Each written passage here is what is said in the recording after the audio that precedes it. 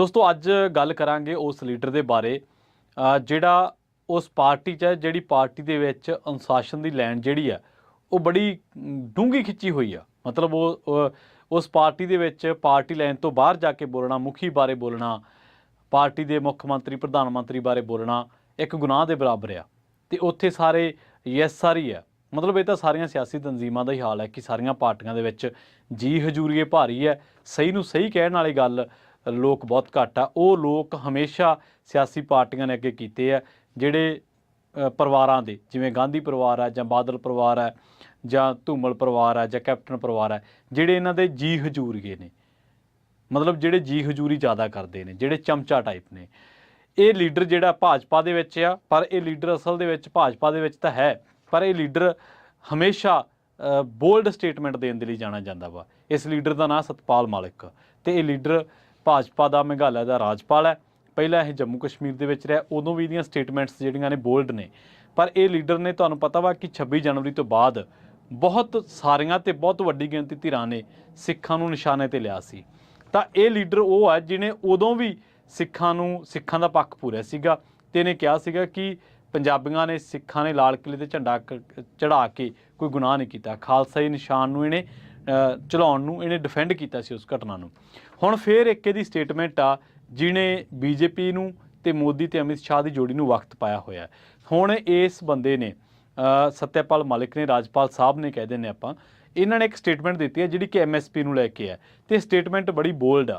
इन्होंने कहा कि मोदी साहब जिहड़े ने उन्हां दी नीयत सही नहीं है, तो इस करके किसानां नूं एक होर संघर्ष के लिए तैयार रहना चाहिए, तो जे लोड़ पई तो मैं संघर्ष दे विच साथ देवांगा।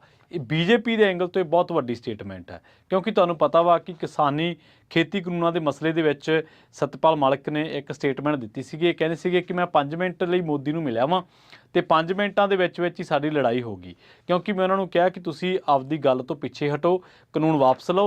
500 किसान जिहड़ा वा ओह मारिया गया, शहीद हो गया।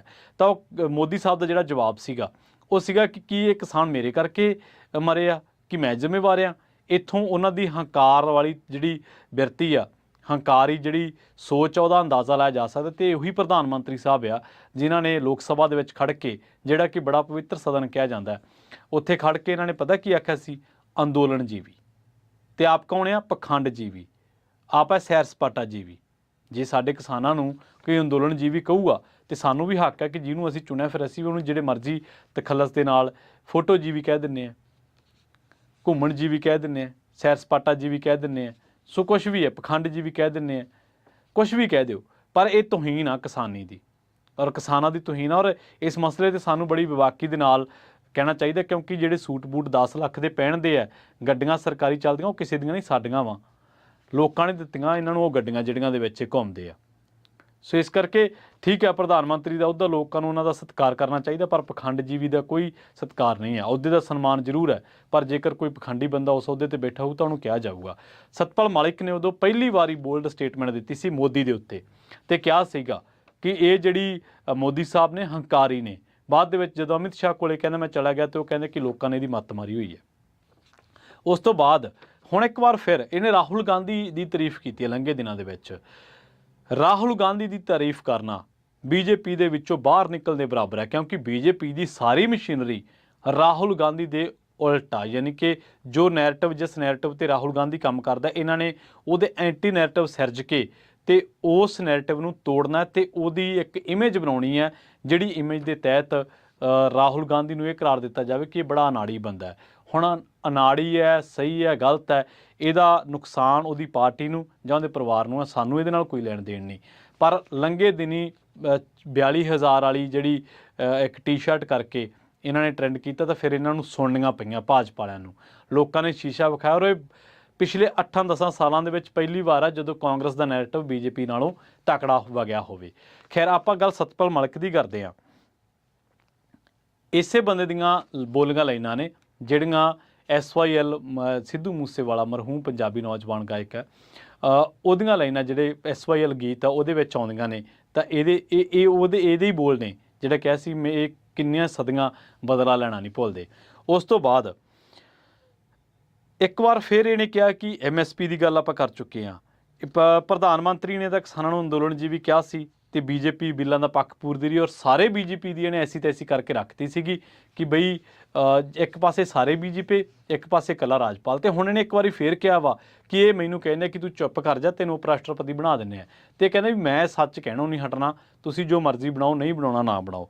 ਤਾਂ ਇੱਕ ਵਾਰੀ ਖੱਟਰ ਦੀ ਇਹਨੇ ਚੰਗੀ ਲਾਪਾ ਕੀਤੀ ਸੀ ਤੇ ਇਹਨੇ ਕਿਹਾ ਸੀਗਾ, ਸਤਪਾਲ ਮਲਿਕ ਜੀ ਨੇ, ਇਹਨਾਂ ਨੇ ਕਿਹਾ ਸੀਗਾ ਕਿ ਬਈ ਤੂੰ ਜਿਹੜਾ ਕਿਸਾਨਾਂ ਤੇ ਲਾਠੀ ਚਾਰਜ ਕੀਤਾ ਵਾ, ਉਹ ਜਿਹੜਾ ਕਰਨਾਲ ਡੀਐਮ ਵਾਲਾ ਮਸਲਾ ਸੀਗਾ, ਜਿਹਦੇ 'ਚ ਤੁਹਾਨੂੰ ਪਤਾ ਹੋਣਾ ਵਾ ਕਿ ਇੱਕ ਡੀਐਮ ਨੇ ਕਿਹਾ ਸੀਗਾ ਮੈਜਿਸਟ੍ਰੇਟ ਨੇ ਕਿ ਬਈ ਕਿਸਾਨਾਂ ਦੇ ਸਿਰ ਖੋਲ੍ਹ ਦੇ, ਜੇ ਕੋਈ ਟੱਪਿਆ ਇੱਧਰ ਤਾਂ।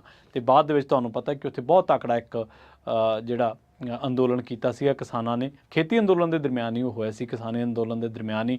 ਔਰ ਉਸੇ ਅੰਦੋਲਨ ਦੇ ਵਿੱਚ ਫਿਰ ਗੁਰਨਾਮ ਚੜੂਨੀ ਜੀ ਜਿਹਦੀ ਸ਼ਖਸੀਅਤ ਬਾਰੇ ਲੋਕਾਂ ਨੂੰ ਹੋਰ ਜ਼ਿਆਦਾ ਪਤਾ ਲੱਗਦਾ, ਕਿਉਂਕਿ ਉਹਨਾਂ ਨੇ ਬੜਾ ਆਲਾ ਸੰਘਰਸ਼ ਕੀਤਾ ਸੀ। ਔਰ ਮੈਨੂੰ ਚੰਗੀ ਤਰ੍ਹਾਂ ਯਾਦ ਆ ਉਹਨਾਂ ਦੀ ਇੱਕ ਜ਼ਮੀਨ 'ਤੇ ਸੁੱਤਿਆਂ ਦੀ ਇੱਕ ਵੀਡੀਓ ਬੜੀ ਫੋਟੋ ਬੜੀ ਵਾਇਰਲ ਹੋਈ ਸੀਗੀ। ਸੋ ਖੈਰ ਹੁਣ ਉਹ ਕਿੱਥੇ ਨੇ, ਉਹ ਤੁਸੀਂ ਸਭ ਬਿਹਤਰ ਜਾਣਦੇ ਹੋ।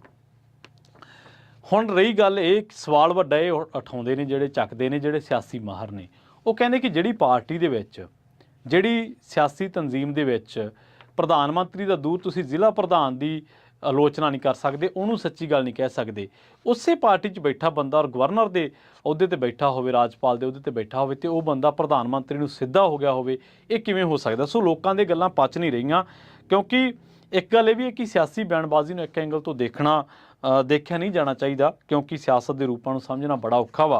ਅਤੇ ਸਵਾਲ ਵੱਡਾ ਇਹ ਹੈ ਕਿ ਭਾਜਪਾ ਜਿੱਥੇ ਕੋਈ ਚੂੰ ਕਰਨ ਦੀ ਜ਼ਰੂਰਤ ਨਹੀਂ ਰੱਖਦਾ, ਜਿਸ ਭਾਜਪਾ ਨੇ ਆਲੋਚਨਾ ਕਰਨ ਵਾਲੇ ਵਿਰੋਧੀ ਮੀਡੀਆ ਅਦਾਰੇ, ਜਥੇਬੰਦੀਆਂ ਨਹੀਂ ਛੱਡੇ, ਉਸੇ ਭਾਜਪਾ ਦਾ ਬੰਦਾ ਸ਼ਰੇਆਮ ਉਹਨਾਂ ਦੇ ਏਜੰਡੇ ਬਾਰੇ, ਪ੍ਰਧਾਨ ਮੰਤਰੀ ਬਾਰੇ ਔਰ ਇੱਕ ਹੋਰ ਖੇਤੀ ਕਾਨੂੰਨ ਬਾਰੇ, ਖੇਤੀ ਅੰਦੋਲਨ ਬਾਰੇ ਲੋਕਾਂ ਨੂੰ ਕਹਿ ਰਿਹਾ ਕਿ ਅੰਦੋਲਨ ਵਿੱਢਣਾ ਪੈ ਸਕਦਾ ਹੈ, ਜੇ ਵਿੱਢਣਾ ਪਿਆ ਤਾਂ ਮੈਂ ਸਾਥ ਦੇਵਾਂਗਾ, ਔਰ ਬੜੇ ਬੇਬਾਕ ਤਰੀਕੇ ਨਾਲ।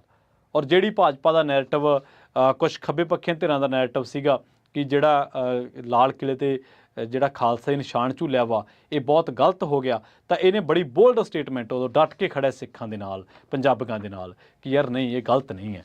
ਸੋ ਖੈਰ ਹੈਰਾਨੀ ਵਾਲੀ ਗੱਲ ਇਹ ਹੈ ਕਿ ਪ੍ਰਧਾਨ ਮੰਤਰੀ ਨੂੰ ਹੰਕਾਰ ਕਹਿਣ ਦਾ ਮਾਦਾ ਤਾਂ ਉਹਨਾਂ ਦੇ ਵਿਰੋਧੀਆਂ ਦੇ ਵਿੱਚ ਵੀ ਹੈ ਨਹੀਂਗਾ, ਪਰ ਇਹ ਹੁਣ ਸਤਪਾਲ ਮਲਿਕ ਜੀ ਜਾਣਦੇ ਨੇ ਕਿ ਇਹਨਾਂ ਨੇ ਜਿਹੜਾ ਇਹ ਮਾਦਾ ਵਾ, ਇਹ ਸੱਚਮੁੱਚ ਆ ਜਾਂ ਫਿਰ ਇਹ ਬੀਜੇਪੀ ਦੀ ਸਤਪਾਲ ਮਲਿਕ ਦੇ ਜ਼ਰੀਏ ਇੱਕ ਹੋਰ ਤਰ੍ਹਾਂ ਦੀ ਪੋਲੀਟਿਕਸ ਕਰਨ ਦੀ ਕੋਈ ਕਵਾਇਦ ਆ, ਜਾਂ ਇੱਕ ਤਰੀਕੇ ਨਾਲ ਕਹਿ ਕੋਸ਼ਿਸ਼ ਹੈ। ਕਿਉਂਕਿ ਬੀਜੇਪੀ ਨੂੰ ਪਤਾ ਵਾ ਕਿ ਜਿੰਨੀਆਂ ਵੱਧ ਧਿਰਾਂ ਹੋਣਗੀਆਂ, ਉਹਨਾਂ ਦਾ ਸਿਆਸੀ ਲਾਹਾ ਸਾਨੂੰ ਮਿਲੂਗਾ। ਅਤੇ ਸਤਪਾਲ ਮਲਿਕ ਵੀ ਇਸੇ ਹੀ ਲਾਈਨ ਦੇ ਵਿੱਚ ਆਉਂਦੇ ਨੇ, ਕਿਉਂਕਿ ਉਹ ਕਹਿੰਦੇ ਨੇ ਕਿ ਜੇ ਕਿਸਾਨ ਅੰਦੋਲਨ ਕਰਨਗੇ ਤਾਂ ਮੈਂ ਇੱਕ ਅਲੱਗ ਤੋਂ ਅੰਦੋਲਨ ਕਰੂੰਗਾ MSP 'ਤੇ। ਤਾਂ ਇੱਕ ਬੜੀ ਬੋਲਡ ਸਟੇਟਮੈਂਟ ਹੈ, ਔਰ ਜੇਕਰ ਉਹਨਾਂ ਦੀ ਸਟੇਟਮੈਂਟਾਂ ਸਹੀ ਨੇ ਤਾਂ ਮਤਲਬ ਹੁਣ ਤੱਕ ਤਹਿ ਦਿਲੋਂ ਨੇ, ਤਾਂ ਲੋਕ ਉਹਨਾਂ ਦੇ ਸ਼ੁਕਰਗੁਜ਼ਾਰ ਹੋਣਗੇ, ਕਿਉਂਕਿ ਕੋਈ ਤਾਂ ਹੈ ਜਿਹਦੇ ਵਿੱਚ ਰੀੜ੍ਹ ਦੀ ਹੱਡੀ ਹੈ। ਪਰ ਜੇਕਰ ਇਹ ਸਿਆਸਤ ਦੀ ਕਿਸੇ ਐਂਗਲ ਤੋਂ ਆ, ਤਾਂ ਫਿਰ ਲੋਕਾਂ ਨੂੰ ਸਿਆਸਤ ਨੂੰ ਸਮਝਣਾ ਚਾਹੀਦਾ। ਖੈਰ 5-6 ਵਾਰ ਸਤਪਾਲ ਮਲਿਕ ਨੇ ਇਹ ਦਾਅਵਾ ਕੀਤਾ ਜਾਂ ਇਹ ਸਬੂਤ ਦਿੱਤਾ ਕਿ ਉਹਨਾਂ ਦੇ ਵਿੱਚ ਬੋਲਣ ਦਾ ਮਾਦਾ ਤਾਂ ਹੈ, ਚਾਹੇ ਉਹ ਰਾਹੁਲ ਗਾਂਧੀ ਦੀ ਸਟੇਟਮੈਂਟ ਹੋਵੇ, ਲਾਲ ਕਿਲ੍ਹੇ 'ਤੇ ਖਾਲਸਾ ਨਿਸ਼ਾਨ ਦੀ ਸਟੇਟਮੈਂਟ ਹੋਵੇ, MSP 'ਤੇ ਅੰਦੋਲਨ ਕਰਨ ਦੀ ਸਟੇਟਮੈਂਟ ਹੋਵੇ, ਪ੍ਰਧਾਨ ਮੰਤਰੀ ਨੂੰ ਹੰਕਾਰੀ ਕਹਿਣ ਦੀ ਸਟੇਟਮੈਂਟ ਹੋਵੇ, ਇਹ ਕਹਿਣਾ ਕਿ 5 ਮਿੰਟਾਂ ਦੇ ਵਿੱਚ ਮੇਰਾ ਝਗੜਾ ਹੋ ਗਿਆ, ਔਰ ਬਾਹਰ ਆ ਕੇ ਇਹ ਕਹਿਣਾ ਕਿ ਉਹਨਾਂ ਨੇ ਕਿਹਾ ਕਿ 500 ਕਿਸਾਨ ਸ਼ਹੀਦ ਹੋਇਆ ਜਾਂ ਮਾਰੇ ਗਏ ਨੇ ਤਾਂ ਉਹ ਮੇਰੇ ਕਰਕੇ ਨਹੀਂ ਹੈ, ਮੈਂ ਵਜ੍ਹਾ ਨਹੀਂ ਹੈ। ਸੋ ਇਹਨਾਂ ਸਟੇਟਮੈਂਟਾਂ ਦੀ ਹਮੇਸ਼ਾ ਚਰਚਾ ਜਿਹੜੀ ਹੈ ਸਤਪਾਲ ਮਲਿਕ ਦੀ ਉਹ ਬਣੀ ਰਹਿੰਦੀ ਹੈ। ਜੁੜੇ ਰਹੋ ਪੰਜਾਬੀ ਰੇਡੀਓ USA ਦੇ ਨਾਲ, ਜਲਦ ਹਾਜ਼ਰ ਹੋਵਾਂਗੇ।